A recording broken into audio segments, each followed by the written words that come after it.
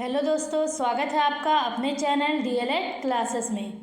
दोस्तों, हम डीएलएड के सेकेंड एंड फोर्थ सेमेस्टर के इंग्लिश सब्जेक्ट को पढ़ रहे हैं और इसमें से हमारा टॉपिक है टेंस। टेंस से हम फ्यूचर कंटिन्यूअस टेंस को पढ़ रहे हैं, जिसका अफर्मेटिव और निगेटिव इससे पहले वाले वीडियो में हो चुका है। आज हम फ्यूचर कंटिन्यूअस टेंस के इंट्रोगेटिव सेंटेंस को पढ़ेंगे। तो चलिए देखते हैं कि फ्यूचर कंटिन्यूअस टेंस का इंट्रोगेटिव सेंटेंस बनाने के नियम क्या होते हैं, फार्मूले क्या होते हैं और उस पर कुछ वाक्यों को बनाकर भी हम देखेंगे। तो चलिए सबसे पहले हम इसके बनाने के नियम को पढ़ते हैं। कैसे बनता है, दिया हुआ है कि वाक्यों को बनाते समय सबसे पहले क्या करेंगे, विल या शैल जैसा हमारा सब्जेक्ट रहेगा उसी के अनुसार लगाएंगे। उसके बाद फिर कर्ता को फिर बी लगाएंगे, फिर क्रिया की पहली अवस्था उसमें आईएनजी लगाएंगे और लास्ट में क्या करते हैं, कर्म को लिखते हैं। तो ये था यदि हमारा प्रश्नवाचक शब्द पहले हो तो। यदि हमारा प्रश्नवाचक शब्द बीच में होता है तो उसकी अंग्रेजी हम क्या करते हैं, सबसे पहले लिखते हैं, फिर सब्जेक्ट के अनुसार विल या शैल लगाते हैं। यदि हमारा सब्जेक्ट आई और वी रहेगा तो शैल लगाएंगे। शेष सभी जितने भी सब्जेक्ट होते हैं उनके साथ हम विल का प्रयोग करेंगे। फिर सब्जेक्ट, फिर बी, फिर क्रिया की पहली अवस्था उसमें आईएनजी, उसके बाद ऑब्जेक्ट को लगाते हैं यानी कर्म को लिख देते हैं और लास्ट में प्रश्नवाचक चिन्ह अवश्य लगाते हैं। तो ये तो हमारे हुए नियम इंट्रोगेटिव सेंटेंस बनाने के। चलिए फार्मूला देख लेते हैं कि फ्यूचर कंटिन्यूअस टेंस का इंट्रोगेटिव सेंटेंस के फार्मूला क्या है, कैसे बनता है। तो पहले वाला देखिए, दो यहाँ पे फार्मूले दिए हुए हैं।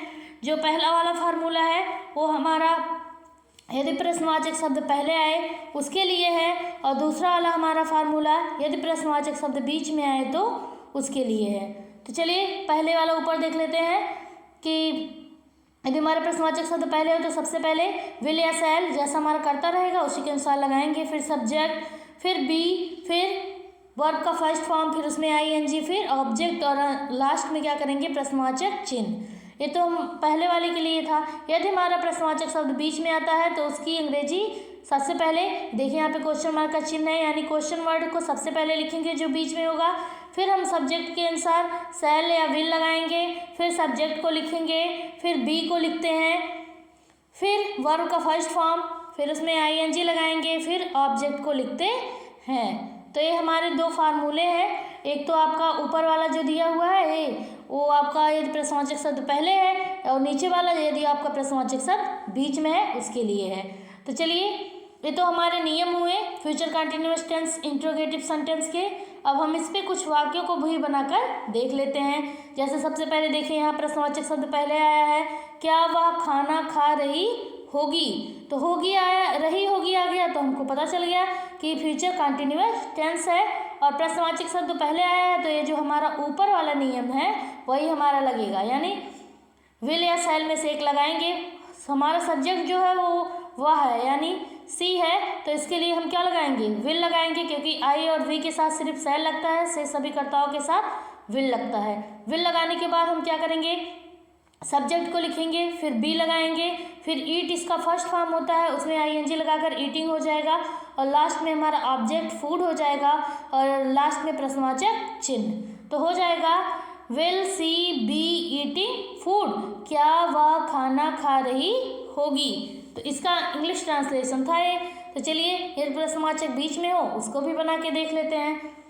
देखिए यहाँ पे क्यों बीच में दिया हुआ है, तो हम क्या करेंगे, पहले सेंटेंस पढ़ते हैं। दिया हुआ है वह क्यों खेल रहा होगा, तो क्यों देखिए बीच में आया है, यानी क्वेश्चन वर्ड हमारा बीच में आया है। तो उसकी अंग्रेजी सबसे पहले यहाँ देखिए वाई लिखा हुआ है सबसे पहले, उसके बाद वह है तो हम विल लगाएंगे, फिर आपका मैस्कुलिन जेंडर है यहाँ पे तो ही लगा लेंगे, फिर बी लगाएंगे, फिर हो जाएगा आपका प्ले इसका फर्स्ट फॉर्म, क्योंकि वर्ब यही है, खेलने का काम हो रहा है, उसमें क्या लगाएंगे, आईएनजी लगाकर लास्ट में प्रश्नवाचक चिन्ह अवश्य लगाते हैं।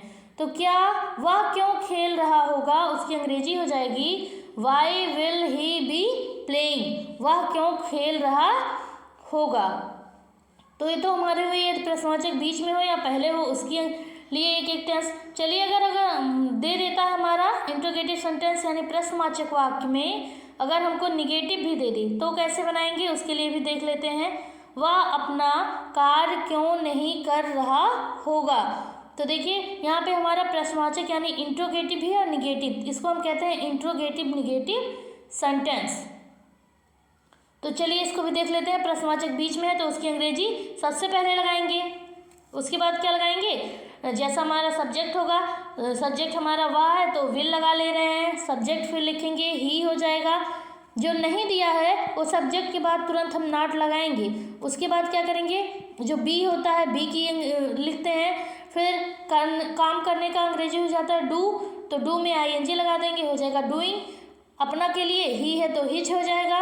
और लास्ट में हमारा ऑब्जेक्ट क्या हो जाएगा, वर्क। वह अपना कार्य क्यों नहीं कर रहा होगा, इसकी अंग्रेजी हो जाएगी why will he not be doing his work. और लास्ट में प्रश्नवाचक चिन्ह अवश्य लगाते हैं।